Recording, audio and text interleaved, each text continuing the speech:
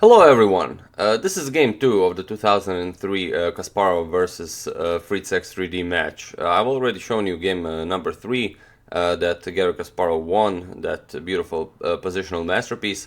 But this is game 2 and well, here Kasparov played an excellent game, but in time trouble he made a pretty big blunder and it cost him the game. So Fritz X3D is white and Kasparov is black. Let's see the game. We have e4. e5, knight to f3, knight to c6, and bishop to b5, the Ruy Lopez, and Kasparov goes for the Berlin, knight to f6. And Kramnik played a match against Fritz in 2002, and he also managed to draw using the Berlin defense. And also Kramnik used it in his World Championship match against Garry Kasparov with great success. But Fritz in this position plays pawn to d3. He doesn't allow the main line, which occurs after castling, and knight captures on e4, d4, knight to d6, bishop captures c6, d captures c6, and now d captures on e5, knight to f5, queen captures on d8, and king captures on d8. So Fritz and the Fritz team decide that they don't want this, well, simplification in the game. So after knight f6, d3 is played, Kasparov goes for d6, so we have c3, g6, castles, bishop to g7, knight b to d2, Kasparov castles, rook to e1, rook to e8, and now d4. Okay, bishop to d7, d5, grabbing some more space in the center, knight to e7, bishop captures on d7, and knight captures on d7, and a4. Kasparov goes for h6, a5, a6, and b4. And okay, Fritz decided to play on the queen side, and Kasparov replies with a counter in the center. So he plays f5, going for that e4 pawn. We have c4, and now knight to f6, bishop to b2, and now queen to d7, rook to b1, and g5, preparing g4 and f4. So Fritz captures, e captures on f5, queen captures on f5, and now knight to f1.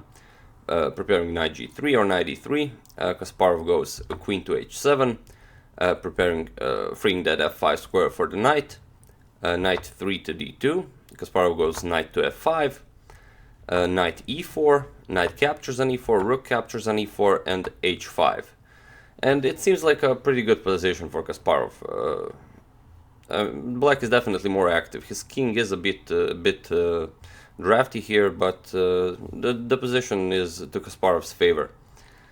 Queen to d3, and we have rook to f8, rook b to e1, rook to f7. Kasparov is preparing to double up on the f-file, rook 1 to e2, g4, queen to b3, rook a to f8, we have c5, queen to g6, now c captures on d6, c captures on d6, and b5. And okay, it seems that Fritz broke through on the queen side, a captures on b5, queen captures on b5, but well, it's not that easy to grab this pawn on b7.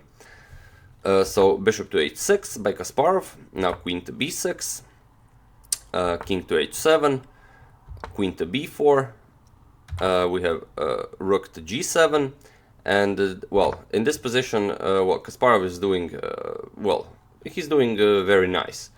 You could even say that he's better, but he's under a lot of time pressure, and well, he should probably continue with the move like rook to c8, and then maybe transfer the game on the c file. But due to time trouble, Kasparov played rook to g7, and well, he allows such a simple move that well, that loses him the game.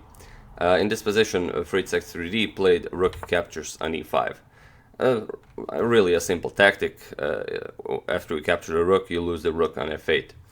So, but capturing the rook is the best move. Kasparov captured, queen captures on f8 was played, knight to d4, attacking the rook, but well, now he's up a pawn, bishop captures, e captures, and rook to e8, threatening queen h8 checkmate, rook to g8 defending, queen to e7 would check, rook to g7, and now queen to e8, threatening again rook to h8 checkmate, now rook back to g8, and now queen to d7 check, and in this position Garry Kasparov resigned the game.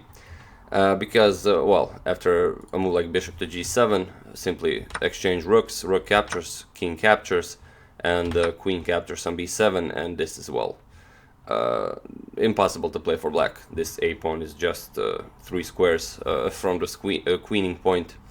For example, d3, you can't really even push the pawn further than d3 because knight is covering d2, and if you push d3, you're also blocking your own queen from entering the game. So, but other than d3, what do you play?